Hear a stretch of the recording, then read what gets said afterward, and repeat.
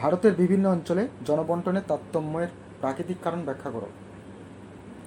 ভারত পৃথিবীতে দ্বিতীয় জনবহুল দেশ, অর্থাৎ জনসংখ্যার দিক থেকে ভারত পৃথিবীতে চীনের পর দ্বিতীয় স্থান দখল করে। ভারতের জনসংখ্যা সব জায়গায় সমান নয়, কোথাও বেশি কোথাও কম, অর্থাৎ আমরা যাকে বলতে পারি জনসংখ্যার অসম বন্টন, অর্থাৎ ছড়ানো ছিটানো অবস্থা। জনসংখ্যার এই অসম বন্টন কিংবা তারতম্যের কারণ মূলত দুটি বিষয়ের উপর নির্ভর করে। এক, প্রাকৃতিক অথবা ভৌগোলিক কারণ। 2 নম্বর, আর্থসামাজিক কারণ বা মনুষ্যসৃষ্ট কারণ। আর্থসামাজিক কারণগুলিকে আমরা অর্থনৈতিক কারণ, আবার সামাজিক কারণ, সাংস্কৃতিক কারণ, ধর্মীয় কারণ, ঐতিহাসিক কারণ কিংবা রাজনৈতিক কারণ হিসেবে আলাদা করতে পারি। প্রথমত আমাদের প্রধান বিচার্য বিষয় হচ্ছে আজকে প্রাকৃতিক কারণ বা ভৌগোলিক কারণ বা প্রাকৃতিক ভৌগোলিক কারণ কী। প্রথম বস্তু দেখব ভূপ্রকৃতির চরিত্রটা কেমন। ভূপ্রকৃতিটা বন্ধুর, না সমতল, না প্রায় সমতল, না পাথুরে, না দুর্গম, কীরকম। যদি পাহাড়ি হয় তাহলে পাহাড়ে ঢাল বেশি, জনসংখ্যা তাই কম হবে। যদি আবার সমতল দেখি তাহলে জনসংখ্যা বেশি হবে, কারণ যোগাযোগ, কৃষি, শিল্প থাকা সমস্ত কিছু সুবিধা পাওয়া যায়। তাই সবসময় সমতল বা প্রায় সমতল জায়গাকে জনসংখ্যা বেশি থাকে। উদাহরণ হিসেবে আমরা বলতে পারি গঙ্গার আশেপাশে সমভূমি অঞ্চল, যেখানে প্রায় সমতল ভূমি দেখা যায়, তাই জনসংখ্যা বেশির পরিমাণ এখানে বসবাস করে।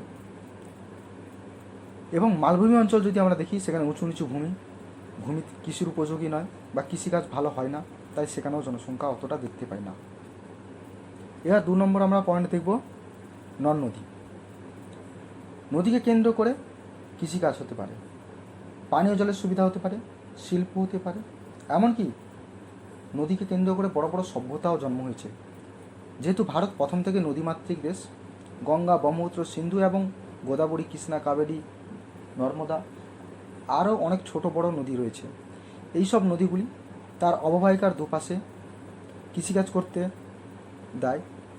জলসেচ আমরা করতে পারি, অর্থাৎ কৃষিতে জলের ব্যবহার, পরিবহন করতে পারি জলের মাধ্যমে, নৌকা, জাহাজ, স্টিমার, বোট ইত্যাদির মাধ্যমে। পানীয় জল খেতে পারি হিসেবে ব্যবহার করতে পারি, শিল্পের প্রয়োজনীয় জল, জলবিদ্যুৎ উৎপাদন, সমস্ত সুবিধা থাকায় জনসংখ্যা এখানে বেশি হয়, অর্থাৎ জনঘনত্ব বেশি। এবার যদি আমরা দেখি 3 নম্বর প্রাকৃতিক বা ভৌগোলিক কারণ হিসেবে জলবায়ুকে দেখব। কোনো অঞ্চলের জলবায়ু সেই অঞ্চলের জনসংখ্যাকে প্রভাবিত করে, কারণ হিমালয় এর জলবায়ু অত্যধিক ঠান্ডার কারণে জনবসতি বা লোকবসতি কম। আবার উপকূল অঞ্চলে মনোরম বা জলবায়ুর জন্য ওখানে সংখ্যার পরিমাণও বেশি এবং ট্যুরিস্ট এলাকা হিসেবে গড়ে ওঠে। উদাহরণ হিসেবে আমরা দীঘা বলতে পারি। এবার দেখি যদি থর মরুভূমি অঞ্চল, যেখানে বেশি গরম, কম বৃষ্টি, সেখানেও জনসংখ্যা কম। আবার যদি কচ্ছ বা গুজরাটে কচ্ছের মতন জায়গা দেখি, সেখানে জনবসতি কম, কারণ লবণাক্ত ভূমি কিংবা কাদাযুক্ত ভূমি। সুন্দরবন অঞ্চল, এখানেও কাদাযুক্ত ভূমি, তাই এখানে জনসংখ্যা কম। তাই বলা যেতে পারে জলবায়ু ওপর নির্ভর করে জনসংখ্যার বিভিন্ন জায়গায় বিভিন্নভাবে অবস্থান করতে পারে বা জনসংখ্যার তারতম্য ঘটে বা জনঘনত্ব বেশি কম হয়। 4 নম্বর পয়েন্ট আমরা দেখব মৃত্তিকা। উর্বর মৃত্তিকা অঞ্চলে, বিশেষ করে যেখানে মাটি উর্বর, যেখানে একটু বীজ ছড়িয়ে দিলেই ফসল পাওয়া যায় বা একটু যত্ন নিলেই ফসলের উৎপাদন বেড়ে যায়, সেই সব জায়গায় মৃত্তিকা ভালো আমরা বলতে পারি, তাই কৃষিকাজ ভালো। কৃষিকাজ যেহেতু ভালো, তাই জনসংখ্যা বেশি, অর্থাৎ জনবসতি বেশি। যেমন গঙ্গা, ব্রহ্মপুত্র, শতদ্রু ইত্যাদি নদীর উর্বর পলিমাটি। লবণাক্ত মাটিতে কিংবা কৃষ্ণ মাটির মধ্যে লবণাক্ত মাটিতে একটু কম উর্বর, কিন্তু কৃষ্ণ মাটিতে তুলো চাষ প্রচুর হয়, তাই এখানেও জনঘনত্ব বেশি। আর লবণাক্ত মাটিতে সুপারি, নারকেল এগুলো হয়, তার জন্য এখানেও জনসংখ্যা মোটামুটি। এই রকম কোন অঞ্চলে কেমন মাটি রয়েছে তার উপর নির্ভর করে বিভিন্ন জায়গার জলবায়ুর অসম বন্টন বা তারতম্য লক্ষ্য করা যায়। তারপর আমরা দেখব বনভূমি। বনভূমিকে কেন্দ্র করে জনসংখ্যার বেশি কম হতে পারে। কিছু কিছু অঞ্চলে বনভূমিকে কেন্দ্র করে আদিবাসীদের দেশ তৈরি হয়েছে, অর্থাৎ আদিবাসী এলাকা তৈরি হয়েছে। আবার কিছু জায়গায় বনভূমি থাকার জন্য জনসংখ্যা কম, কারণ বনভূমিতে প্রথমত যেখানে বনভূমি রয়েছে সেখানে বনভূমিকে কেন্দ্র করে জীবজন্তুর ভয় থাকে এবং রাস্তাঘাট থাকে না ভালো, যার জন্য জনসংখ্যাও অল্প বা কম হতে পারে। এবার খনিজ সম্পদ। খনিজ সম্পদ উত্তোলন কিংবা কোনো শিল্পকে কেন্দ্র করে ঘন জনবসতি গড়ে ওঠে। এবার যদি দেখি আমরা ছোটনাগপুর অঞ্চল, যেখানে ভারতের বেশিরভাগ সম্পদ অর্থাৎ খনিজ সম্পদ ডিপোজিট আছে অর্থাৎ সঞ্চয় রয়েছে, সেই অঞ্চলে জনসংখ্যা বেশি, কারণ ওই খনিজ সম্পদ উত্তোলন করে বা সংগ্রহ করে ওগুলিকে বিক্রি করে প্রচুর পরিমাণে টাকা রোজগার হয় বা টাকা আর্নিং করা যায়, তাই সেখানে জনসংখ্যা ঘনত্ব বেশি। তাই মাটি খারাপ হওয়া সত্ত্বেও অর্থাৎ সেখানকার পার্বত্য ভূমি বা মালভূমি হওয়া সত্ত্বেও সেখানে জনসংখ্যা অন্যের জায়গার তুলনায় খুব বেশি, কারণ খনিজ সম্পদ প্রচুর পাওয়া যায়। এবার যদি আমরা অর্থনৈতিক কারণ বিশ্লেষণ করি তাহলে দেখব কৃষিতে, যে অঞ্চল কৃষিতে উর্বর সেখানে জনসংখ্যা বেশি। 2 নম্বর পশুপালন, যেখানে পশুপালনের সুবিধা পাওয়া যায় সেখানে জনসংখ্যা বেশি, যেমন কাশ্মীর ভ্যালি, উত্তরাখণ্ড, হিমাচলে প্রচুর পরিমাণে পশুপালক গোষ্ঠী দেখতে পাই আমরা। এই পশুপালক গোষ্ঠীর দেখা যায়, তার কারণ হচ্ছে সেখানে পশুর উপযোগী ঘাস, লতা, পাতা ইত্যাদি পাওয়া যায়। যেমন উত্তর ভারতের সমভূমি অঞ্চলে কৃষিতে উন্নত, তাই সেখানে জনঘনত্ব বেশি। আর পশুপালনে গুজরাটের আশেপাশে অঞ্চল পশুপালনে উপযুক্ত, তাই সেখানেও জনসংখ্যা বেশি। এবার দেখব শিল্পেও কোন জায়গায় শিল্পের কতটা বিকাশ ঘটেছে।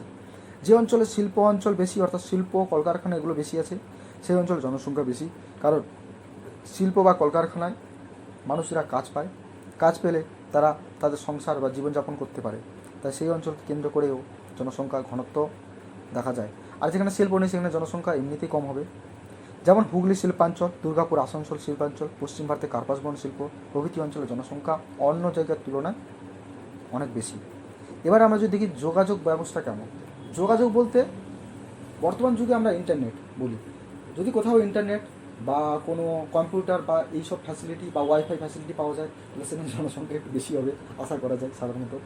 কিন্তু আবার যদি দেখি আমরা পরিবহন ব্যবস্থা বলতে এক জায়গা থেকে অন্য জায়গায় যেতে আমাদের যে মাধ্যমগুলি প্রয়োজন হয়, মাধ্যম হওয়ার 2 প্রকারের হয়, পশু মাধ্যম, যান্ত্রিক মাধ্যম। পশু মাধ্যম হচ্ছে ঘোড়ার গাড়ি, গরুর গাড়ি, বলদের গাড়ি ইত্যাদি, আবার পায়ে টানা রিক্সা বা হাতে টানা রিক্সা ইত্যাদি ইত্যাদি। এবার যান্ত্রিকের মধ্যে বাস, লরি, ট্রাক, ট্রাম সমস্ত কিছু। এই দুটি মাধ্যম যেখানে খুব উন্নত সেখানে জনসংখ্যা বেশি, কারণ সেখানে এক জায়গা থেকে অন্য জায়গায় যেতে কম সময় লাগে, কম খরচে হয়, সস্তায় হয়, দ্রুত হয়, তা এইসব কারণগুলির জন্য সেখানে জনসংখ্যা বেশি। পর্যটন, পাহাড়ি অঞ্চল যেমন সিমলা, দার্জিলিং, উটি প্রভৃতিকে কেন্দ্র করে পর্যটন শিল্প বিকাশ লাভ করেছে। এই পর্যটন শিল্পকে কেন্দ্র করে এইসব জায়গায় জনসংখ্যা বেশি। আর মালভূমি অঞ্চল যেমন পুরুলিয়ার অযোধ্যা পাহাড়কে কেন্দ্র করে পর্যটন শিল্প গড়ে উঠেছে, তাই সেখানেও জনসংখ্যা বেশি। যদি আমরা দেখি খাজুরাহো, অজন্তা, ইলোরা প্রভৃতি অঞ্চলে পুরনো ইতিহাসের স্থান বা পুরনো ইতিহাসের স্থাপত্য, কলা, কৌশল ইত্যাদি আমরা দেখতে পাই, তাই এখানেও জনসংখ্যা বেশি। পুরী, দীঘা ইত্যাদি সমুদ্র সৈকত, তাই সেখানেও জনসংখ্যা বেশি এবং শহর গড়ে উঠছে। এবার সামাজিক কারণের মধ্যে আমরা প্রথম দেখব ধর্মীয় কারণ। ভারতের ধর্মীয় স্থানগুলির মধ্যে জনসংখ্যা বেশি হয় যেখানে ধর্মের জায়গা, অর্থাৎ যেরকম বারাণসী হিন্দুদের পবিত্র ভূমি, তাই সেখানে জনসংখ্যা বেশি। হরিদ্বার, মথুরা ইত্যাদি। এবার যদি শিক্ষাকেন্দ্র দেখি, যেমন শান্তিনিকেতন, আলিগড় ইত্যাদি অঞ্চলে পুরনো বিশ্ববিদ্যালয় রয়েছে এবং পড়াশোনাটা অনেকটাই উন্নত প্রকৃতির হয়, তাই সেখানে জনসংখ্যা বেশি বা জনঘনবসতিপূর্ণ। আবার যদি আমরা দেখি নগরায়ন, কোথাও যদি শহর উন্নত শহরে পরিণত হয়, যেটাকে আমাদের এখনকার ভাষায় বলি স্মার্ট সিটি, তাহলে সেখানকার জনসংখ্যা অন্য শহরের তুলনায় বেশি হবে, কারণ সেখানে প্রত্যেকটা সুযোগ সুবিধা খুবই দ্রুত পাওয়া যায়, সহজে পাওয়া যায় এবং হাতের কাছে পাওয়া যায়, তাই সেখানে জনসংখ্যা অন্য শহরের তুলনায় অনেক বেশি হয়। যেমন মুম্বাই, কলকাতা, দিল্লি, চেন্নাই ইত্যাদি জনসংখ্যা অন্য ছোট শহর থেকে অনেক বেশি হয়। ঐতিহাসিক স্থান যেমন দিল্লির পুরনো নাম আমরা জানি ইন্দ্রপ্রস্থ, পাটনা যেমন পাটলিপুত্র, আগ্রা, এইসব পুরনো জায়গায় কিন্তু ঐতিহাসিক বিবরণ পাওয়া যায় এবং ইতিহাসকে কেন্দ্র করেও জনসংখ্যার প্রচুর অবস্থান আমরা লক্ষ্য করতে পারি, অর্থাৎ জনসংখ্যার বা জনঘনত্ব বেশি হয় এখানে। রাজনৈতিক কারণ, কোথাও যদি রাজনৈতিক পরিবেশ হানাহানি, কাটাকাটি, রক্তারক্তি ইত্যাদি হয়, সেখানে মানুষ এমনিতেই সেসব জায়গা থেকে দূরে থাকার চেষ্টা করবে, তাই সেখানে জনসংখ্যা কম। আবার যেখানে কোনো রাজনীতি সেইভাবে হয় না, কিংবা মানুষের মধ্যে বিভেদ নেই, হিংসা নেই, ষড়যন্ত্র নেই, সেখানে জনসংখ্যা এমনিতেই বেশি হবে ইত্যাদি। অর্থাৎ আমরা এখান থেকে জানলাম তাহলে কি, জনসংখ্যা অসম বন্টনের কারণ হিসেবে প্রথমত আমরা দেখি প্রাকৃতিক বা ভৌগোলিক কারণ, অর্থনৈতিক কারণ, সামাজিক ও সাংস্কৃতিক কারণ, আর রাজনৈতিক কারণ। প্রাকৃতিক কারণের মধ্যে ভূপ্রকৃতির বৈশিষ্ট্য দেখলাম কেমন, বা ভূপ্রকৃতি কেমন, অর্থাৎ ভূমির উপরের চিত্রটা কেমন। 2 নম্বর, নদ নদী কেমন, নদ নদীতে জল সারা বছর থাকে কিনা, এটাও একটা ব্যাপার। জলবায়ু কেমন, অর্থাৎ সেখানকার আবহাওয়াটা কেমন। মৃত্তিকা অর্থাৎ মাটি কেমন, সেখানকার বনভূমি রয়েছে কিনা আশেপাশে, খনিজ সম্পদ আছে কিনা, ইত্যাদি ইত্যাদি। এবার যদি আমরা অর্থনৈতিক কারণ দেখি, কৃষিতে উন্নত কিনা, শিল্পতে উন্নত কিনা, পশুপালন উন্নত কিনা, যোগাযোগ ব্যবস্থা রয়েছে কিনা, পর্যটন কেন্দ্র আছে কিনা, ইত্যাদি কারণে ওখানকার জনসংখ্যা বেশি হতে পারে।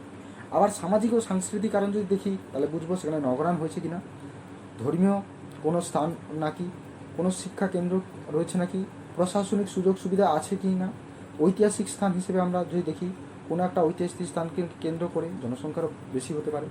আবার রাজনৈতিক কারণ যদি কোনো জায়গায় ঘটে থাকে, বা রাজনৈতিক কোনো পৃষ্ঠভূমি থাকে, তাহলে সেখানে জনসংখ্যা এমনিতেই অন্য তুলনায় কম হবে।